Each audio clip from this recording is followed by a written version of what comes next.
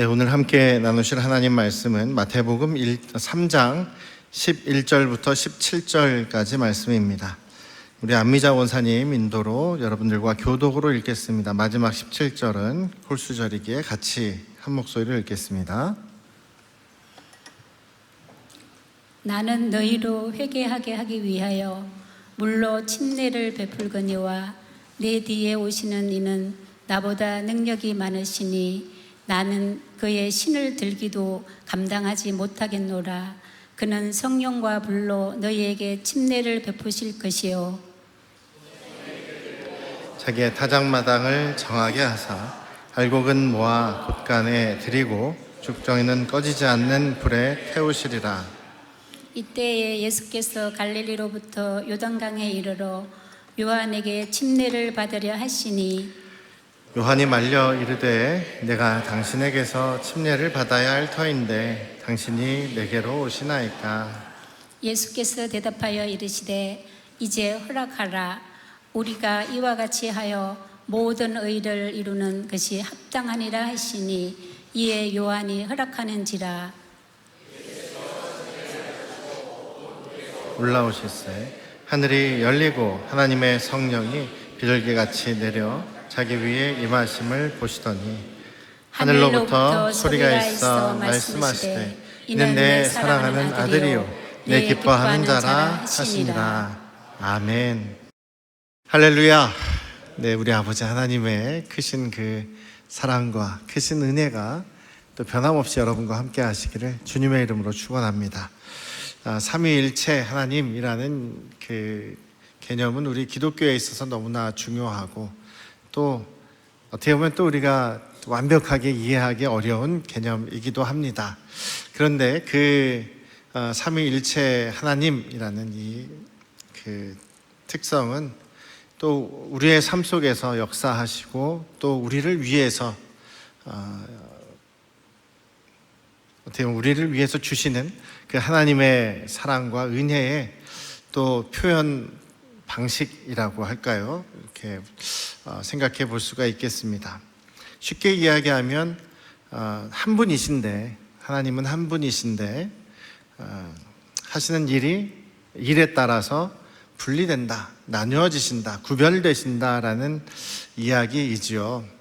위는 위치 혹은 자리 혹은 사역의 내용으로 인해서 구분은 할 수 있으나 그분은 한 분이시다. 근데 하나님은 영이시기 때문에 이게 한 몸이다라고 표현하기는 좀 어렵습니다. 세계의 위와 하나의 몸이다라고 얘기하지만 하나님은 영이시기 때문에 한 몸에 같이 이 세 존재가 있는 그렇게 이해하면 우리가 절대로 이해하기가 어렵습니다. 그렇다고 해서 하나님 따로, 예수님 따로, 성령님 따로 이렇게 따로 놓는 것도 어떻게 보면은 새 신을 섬기는 모습이 되는 거기 때문에 하나님께서는 분명히 태초부터 한 분이시다. 오직 나 외에 다른 신 없다. 내가 유일한 하나님이다 라고 말씀하시죠. 그리고 다른 신을 섬기는 것은 절대로 하나님께서 용납하지 않으시는 가장 중요한 우리의 신앙의 핵심입니다. 오직 하나님은 한 분이시다. 그런데 예수님께서 이 땅에 오셔서 그렇게 전파하시죠. 내가 하나님의 아들이다 혹은 내가 하나님이다 이렇게 말씀을 하십니다. 인간적인 입장에서 보면 도저히 이해가 되지도 않고 또 그래서 당시에 유대인 대제사장들이 예수님을 신성모독이다. 그래서 예수님을 죽이려고 했던 이유 중에 하나가 또 그것이죠. 내가 하나님이다 라고 하니까요. 만약에 예수님께서 십자가에서 죽으시고 그대로 끝났다면 예수님은 그냥 신성모독을 하고 벌을 받아 돌아가신 거라고 볼 수밖에 없습니다. 근데 예수님께서 부활하셨기 때문에 예수님께서 자신이 말씀하신 내가 하나님이다 라는 말씀이 사실로 받아들여질 수 있는 거고 그렇게 우리가 예수님을 하나님으로 믿을 수 있는 것이죠. 우리 기독교가 유대교도 하나님을 섬깁니다. 유대교나 다른 종교들과 다른 것은 인간으로 오셔서 우리를 위해서 죽으시고 부활하신 그 예수 그리스도가 바로 하나님이시다라는 것을 믿는 것이 바로 우리 기독교입니다. 그래서 세상적으로, 인간적으로, 과학적으로 생각해 보면 말이 안 되는 일 같죠. 그렇지만 우리 하나님께서 태초에 아무것도 없는 그런 환경 속에서 이 세상 모든 것을 창조하신 하나님, 흙으로 새 사람을 만드실 수 있는 하나님이시라면 또 그것이 불가능하지 않다라고 우리가 믿을 수 있는 것이죠. 우리 하나님께는 불가능한 것이 없습니다. 그래서 하나님께서 영이시기 때문에 또 이 땅에 그 육신으로 오시는 것은 또 가능한 일이죠. 동시에 존재하시는 것도 가능하고, 또 우리 각 사람들에게 하나님의 영, 주님의 영을 불어 넣어 주시는 것도 가능한 일이다. 전혀 불가능하지 않다라고 우리가 믿을 수가 있는 겁니다. 예수님께서 부활하셨기 때문에 이 모든 것이 믿어질 수가 있는 것이죠. 그래서 학자들도 이 삼위일체에 대해서 성부 하나님, 성자 하나님, 성령님, 삼위일체 한 분이신 하나님을 설명하는 데 있어서 누구도 완벽하게 설명하지는 못할 겁니다. 우리는 하나님이 아니기 때문에 우리가 하나님의 모든 모습, 면을 또 특성을 완벽하게 이해하기는 불가능하기 때문에 어느 정도 한계는 있습니다만, 그렇다는 것을 아시면 되겠습니다. 한 분 하나님이신데 성부 하나님, 우리 아버지 하나님이시고, 예수 그리스도 하나님의 아들로서 이 땅에 오셔서 우리를 위해 죽으시고 부활하셔서 우리의 주인 되신 예수 그리스도, 그리고 그분의 영을 우리에게 각 사람에게 부어주시는 것이 바로 성령님이시다라는 것을 우리가 그냥 이해하면 좋겠습니다. 그래서 오늘 말씀은요, 오늘 본문에는 각 한 시간에 혹은 한 공간에 성부, 성자, 성령의 그 역사가 동시에 일어나는 그런 현장입니다. 굉장히 분명하게 나타난 그런 모습이 이제 이 신약성경 마태복음 3장에 기록되어 있기에 오늘 잠깐 나누려고 합니다. 물론 창세기부터 하나님은 태초부터 이렇게 공동체적으로 우리의 형상을 따라 우리가 사람을 만들자라고 하시는 말씀에서도 마치 하나님이 여러분인 것 같은 그런 모습이 있습니다만, 그것이 아니라 태초부터 또 우리 하나님께서는 이렇게 공동체로 같이 연합하시고 같이 사역하시는 것을 알 수가 있습니다. 이게 같이라는 말을 제가 자꾸 쓰니까 마치 다른 분이 이렇게 여러 있는 것 같은데, 저도 완벽하게 이해 못합니다. 하나님 나라 가봐야 할 것 같은데, 분명하게 우리가 알 수 있는 것은 우리 하나님은 한 분이시고 그 하나님은 영이시기 때문에 그 무한하게 나눠주실 수 있고, 또 동시에 또 우리의 인간으로 오실 수 있는 그런 하나님이시다라는 것을 생각해 보시면 되겠습니다. 여기에 보시면 17절에 보시면 예수님께서 침례를 받고 올라오시죠. 그랬더니 하늘이 열리고 거기서 성령이 비둘기 같은 모습으로 예수님께 임하십니다. 그리고 동시에 하늘에서는 소리가 나죠. 이는 내 사랑하는 아들이요 내 기뻐하는 자라. 그래서 하나님께서 말씀하시고 예수님께서는 침례를 받으시고 성경은 비둘기처럼 임하시는데, 근데 이 삼위일체의 그 하나님의 모습이, 여기에 나타난 이 모습이 우리에게 어떤 의미가 있느냐라는 것이 중요하겠죠. 그 의미를 잠깐 나눠 보려고 합니다.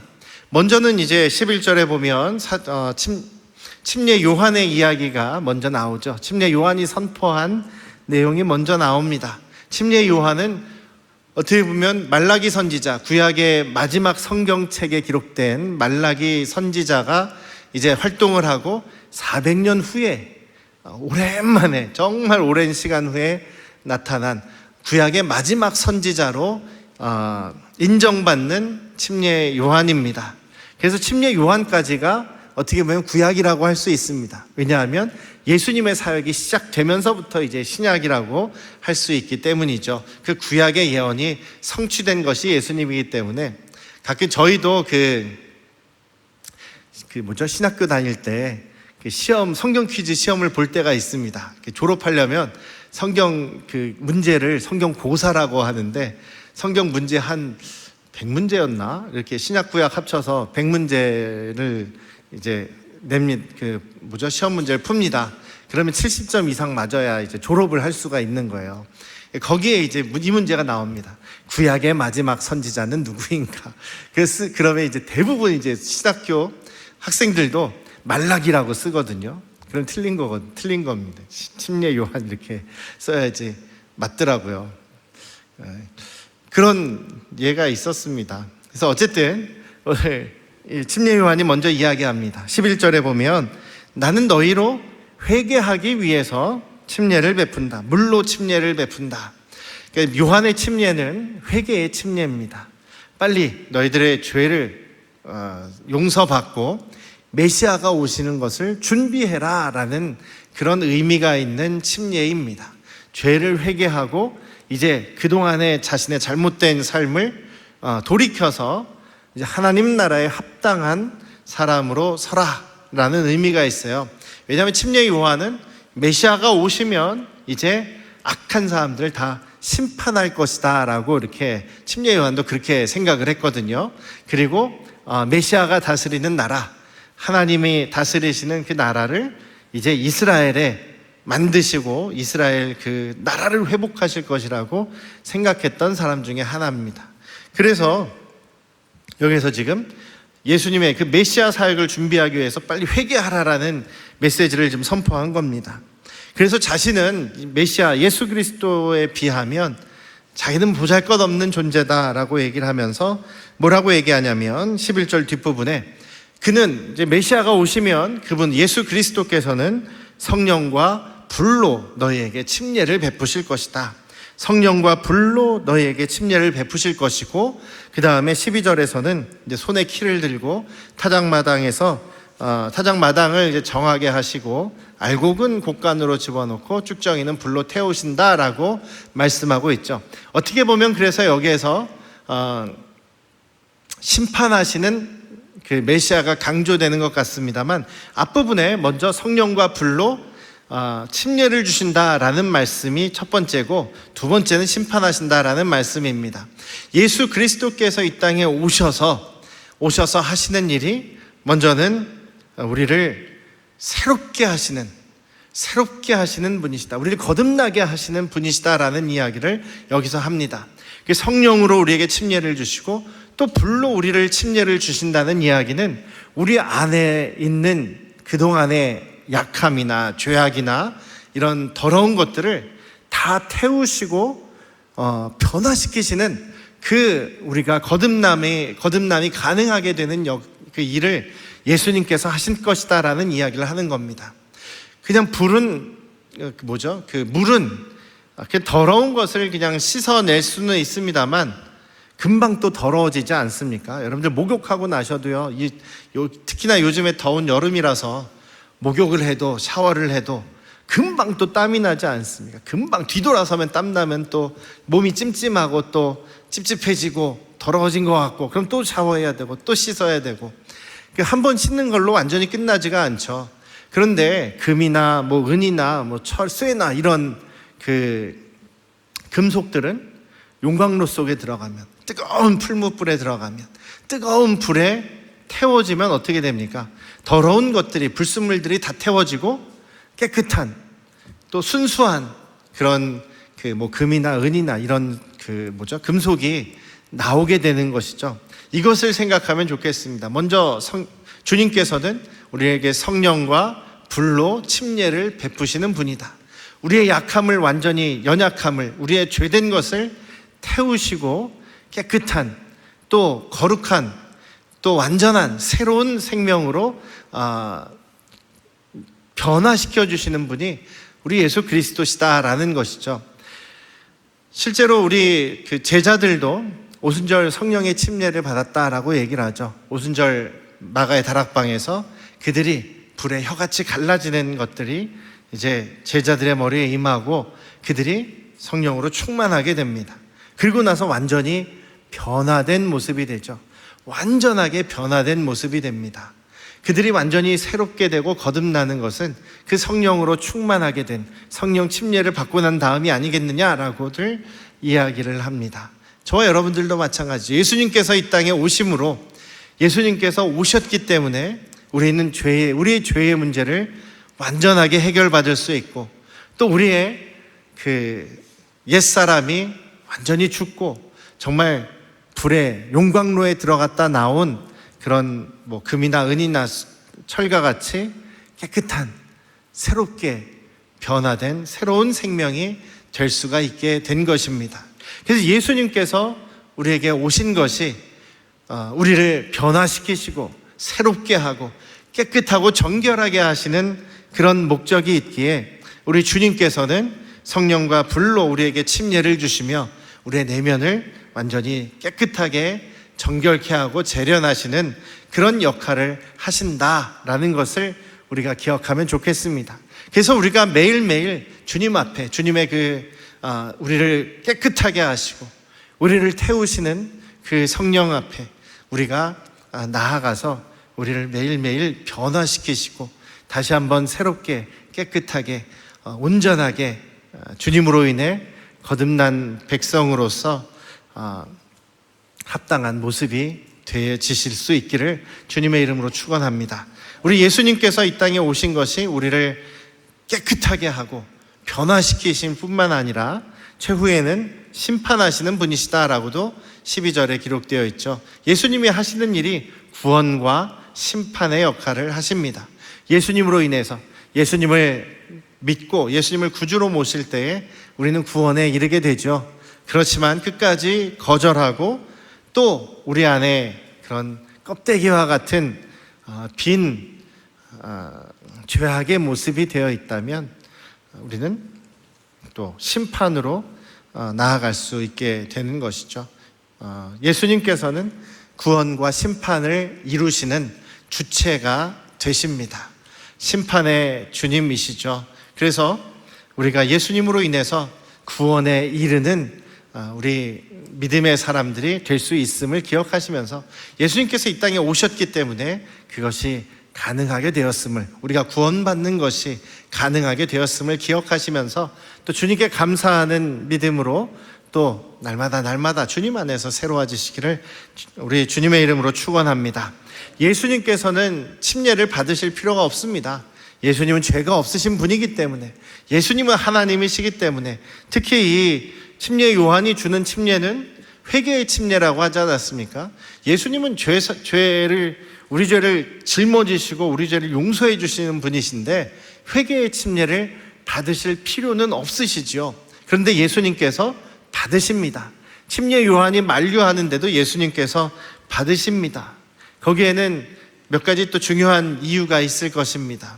먼저는 예수님께서 우리 죄인과 같은 몸이 되신 거죠. 죄인과 같이 예수님은 죄가 없으신 분이시지만 우리와 함께 하시기 위해서, 우리와 연합하시기 위해서 죄인의 몸이 되신 것 아니겠습니까? 그래서 침례도 받으신 것입니다.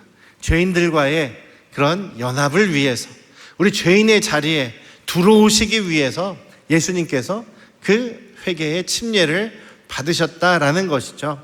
그런데 두 번째 이유가 더 중요하고 이것이 더 근거가 있는 것은 여기서 예수님께서 15절에서 그렇게 말씀하시죠.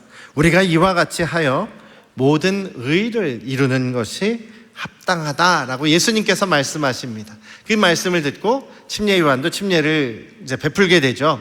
이렇게 하는 것이 모든 의를, 하나님의 그 구원의 사역을 이루기 위한 것이다 라는 이야기입니다. 그래서 예수님의 이 침례를 받으신 것은 우리와 같은 몸으로, 죄인의 몸으로 또 죄인과 같은 취급을 당하시면서도 우리 죄인들과 같이 되시는, 낮아지시고 또 하나님의 그 구원의 계획에 순종하시는 예수님이시다라는 것이죠. 그래서 낮아지심과 순종을 상징합니다. 예수님께서 우리 삶에 오신 이유가 바로 그것 아니겠습니까? 저 높은 곳에, 저 먼 곳에, 저 하늘에 계신 우리와 상관없는 분이 아니라 죄인의 자리에, 또 우리 인간의 자리에 내려오셔서 낮아지셔서 죄인과 같이 되시고 또 우리를 위해서 친히 그 고통을 다 감당하시고 하나님의 그 구원의 사역을 위해서 순종하시는 예수님의 모습이라는 거죠. 이 땅에 우리를 위해서 오신 예수님, 이 땅에 순종하시기 위해서, 구원을 이루기 위해서 오신 그 예수님의 겸손의 모습이, 순종의 모습이 이 침례의 그 일을 통해서 나타나게 된다는 것입니다. 그리고 또 예수님께서 이렇게 침례를 받으실 때 또 하늘이 열리고 성령께서 임하시지 않습니까? 이것은 어떻게 보면 과거 그 구약 성경에 나타난 그 이제 왕이 혹은 메시아가 세워지는 그런 메시아로서 이제 취임식을 하는 그런 모습과 같고, 또 대제사장이 이제 취임식을 갖고 위임식을 갖고 이제 대제사장의 역할을 시작하는 그 모습과도 같습니다. 구약 성경에 보면 왕과 또 선지자 그리고 또 제사장이 항상 그 일을 시작하기 전에 먼저 온 몸을 물로 깨끗하게 정결 의식을 행하고 그 다음에 기름 부음을 받습니다. 기름을 이렇게 머리에서부터 흘러내리게 합니다. 그래서 그 기름을 이제 부음 받는 의식을 하게 되는데, 그래서 왕과 선지자와 또 제사장이 그 의식을 행하게 됩니다. 그래서 예수님을 우리가 볼 때, 예수님을 우리가 설명할 때 예수님은 우리의 왕이시고 예수님은 우리의 제사장이시고 대제사장이시고 우리의 메시아다라는 이야기를 하는 것이 이제 이런 또 모습이 있습니다. 지금 물에 들어갔다 나오심으로, 침례를 받으심으로 깨끗하게 되는 정결 의식을 하셨고, 하늘에서 성령이 임하시면서 성령으로 기름 부음 받는 그런 의식을 하신 것이다 라고 이야기를 합니다. 그래서 이 그 침례의 의식은 필요했다라는 이야기를 합니다. 저는 두 번째가 가장 중요한 것 같아요. 예수님께서 우리 인간과 함께 하시기 위해서 낮아지셨고 하나님의 구원 사역을 이루기 위해서 순종하신 예수님의 모습이 가장 중요한 모습이 아닌가 싶습니다. 예수님께서도 저와 여러분들을 구원하시기 위해서 낮아지시고 순종하셨다면 우리도 다른 사람을 구원하고 다른 사람을 주님께로 이끌어오고 다른 사람에게 예수 그리스도를 증거하고 드러내기 위해서는 우리도 역시 낮아지고 주님의 말씀에 순종하는 모습이 필요하다고 믿습니다. 주님을 생각하시면서 이 땅에 우리를 구원하시고 우리와 연합하시고 우리와 함께 하시기 위해서, 우리 삶에 내재하시기 위해서 낮아지시고 순종하신 예수님의 그 모습을 우리가 또 본받으며 주님을 닮아가시는 저와 여러분들이 되시기를 주님의 이름으로 축원합니다. 그럴 때에 하늘에서 소리가 들려오죠. 이는 내 사랑하는 아들이고 내 기뻐하는 자라라고 말씀하십니다. 하나님께서 예수님이 어떤 분이신지를 증거해 주신 것이죠. 예수님에 대해서 이는 내 사랑하는 아들이다, 내가 기뻐하는 자다라고 말씀해 주셨습니다. 또 제자들한테도 또 나중에 그런 말씀을 한 번 더 하시죠. 그리고 동일하게 이제 예수 그리스도를 주님으로 모신 저와 여러분들도 하나님의 자녀가 되는 그런 특권을 얻게 되었고 하나님을 아버지라 부를 수 있는 그런 또 특권을 얻게 되었고 하나님 앞에 우리가 담대하게 나아갈 수 있는, 하나님을 아버지라고 부르며 우리도 동일하게 하나님을 우리가 부르며 의지할 수 있는 그런 복을 얻지 않았습니까? 그렇기에 예수 그리스도로 인해서 주님의 영을 갖게 된 우리들도 하나님께서 우리를 보실 때, 여러분들을 보실 때 똑같은 말씀을 하실 것입니다. 어떤 상황에서도 우리 하나님께서는 이는 내 사랑하는 자녀다, 내가 기뻐하는 자다라는 그런 주님의 자녀로서의 정체성을 우리 하나님께서 확증해 주시고 인정해 주실 것입니다. 이 음성을 여러분들도 들으시기를 주님의 이름으로 축원합니다. 하나님의 음성을 듣는 분들이 있죠. 가끔 듣습니다. 사모하는 분들, 하나님의 음성을 듣기 위해서 노력하는 분들, 하나님의 음성을 듣기 위해서 시간을 구별하고 또 하나님만 바라보며 기도하시는 분들, 또 조용히 귀를 기울이고 하나님의 음성을 듣기를 사모하는 분들이 들을 때가 있습니다. 근데 대부분 하나님께서는 굉장히 우리를 위로하시고 사랑하시는 말씀을 하신다 그래요. 누구야, 내가 널 사랑한다 라는 말씀을 가장 많이 듣습니다. 선교사님들한테 물어봐도, 그런 간증을 들어봐도 하나님께서 말씀하실 때 그런 말씀을 가장 많이 하신다 그래요. 여러분들도 그런 말씀을 듣기를 원합니다. 주보 칼럼에도 적어놨듯이 우리가 우리의 주파수를 라디오 주파수 맞추듯이 하나님께 향해 있을 때, 하나님을 사모할 때, 우리 주님을 사모하고 주님께 우리의 영적인 시선을, 우리의 관심을, 우리의 귀를 기울일 때 주님께서 여러분들을 격려하시는 음성을, 사랑한다고 말씀하시는 음성을 듣게 되실 것입니다. 우리가 예수님처럼 낮아지고 순종하고 또 연합할 때, 주님을 사모할 때 가능하리라 믿습니다. 이번 한 주간 여러분들을 사랑하신다고 말씀하시는 주님의 음성을 들으시기를 주님의 이름으로 축원합니다. 이번 한 주간도 더 낮아지시고 더 사랑함으로 주님을 드러내는 예수님 닮은 우리 안양 성도교회 가족들 되시기를 주님의 이름으로 축원합니다. 기도하시겠습니다. 아버지 하나님, 우리와 함께 하시기 위해서, 우리와 연합하시기 위해서 우리를 구원하시고 구원의 그 사역을 성취하시기 위해서 예수께서 이 땅에 오셨고 침례를 받으셨고 또한 삼위일체 하나님께서 일하시는 것을 오늘 보게 됩니다. 주님을 바라보게 하시고 또 예수님을 닮게 하시고 우리도 낮아짐으로 주님께 순종하는 믿음의 삶을 살아가게 하시옵소서. 그러면서 우리 하나님의 사랑의 음성을 듣는, 그래서 주님이 주시는 그 사랑으로 인해 우리가 힘을 내어 더욱더 믿음으로 살아갈 수 있는 우리 안양 성도교회 가족들이 되게 하여 주시옵소서. 이제는 우리를 죄에서 구원하신 예수 그리스도의 은혜와